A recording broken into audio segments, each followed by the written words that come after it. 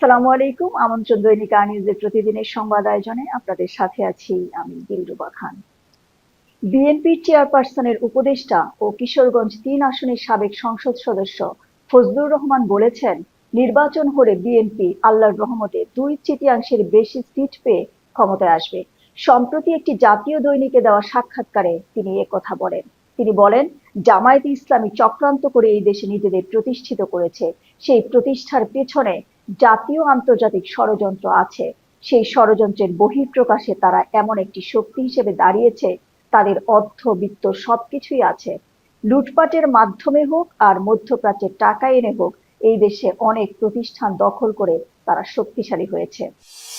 জাতীয় নাগরিক পার্টির যুগ্ম আহ্বায়ক সারোয়ার তুষারকে সংগঠনের সব কর্মকাণ্ডে পুনর্বহাল করেছে সংগঠনটি। একই সঙ্গে তার বিরুদ্ধে জারি করা শোকজ নোটিশও প্রত্যাহার করা হয়েছে। শনিবার রাতে এনসিপির যুগ্ম সদস্য সচিব সালেউদ্দিন সিফাত এক সংবাদ বিজ্ঞপ্তিতে এ তথ্য নিশ্চিত করেন। ঢাকা বিশ্ববিদ্যালয় কেন্দ্রীয় ছাত্র সংসদ নির্বাচনে ছাত্রদল মনোনীত প্যানেল সমূহের বাইরে সব নেতাকর্মীকে প্রার্থিতা প্রত্যাহারের নির্দেশনা দিয়েছে সংগঠনটি। শনিবার এক বিজ্ঞপ্তির মাধ্যমে এ তথ্য জানানো হয়েছে। এতে বলা হয়, আসন্ন ডাকসু ও হল সংসদ সমূহের নির্বাচনে তফসিল অনুসারে ২৫ আগস্ট দুপুর ১টা প্রার্থিতা প্রত্যাহারের শেষ সময়।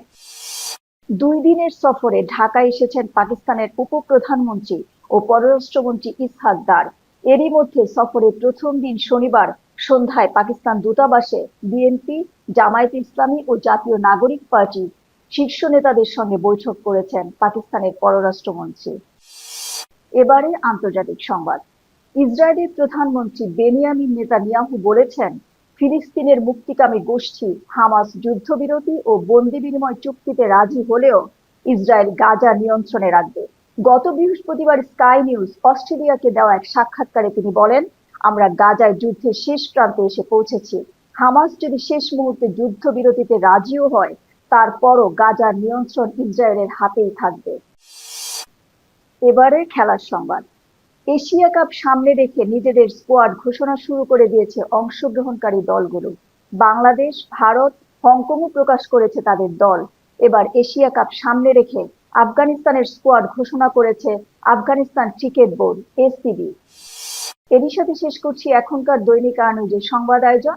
সাথে থাকার জন্য ধন্যবাদ।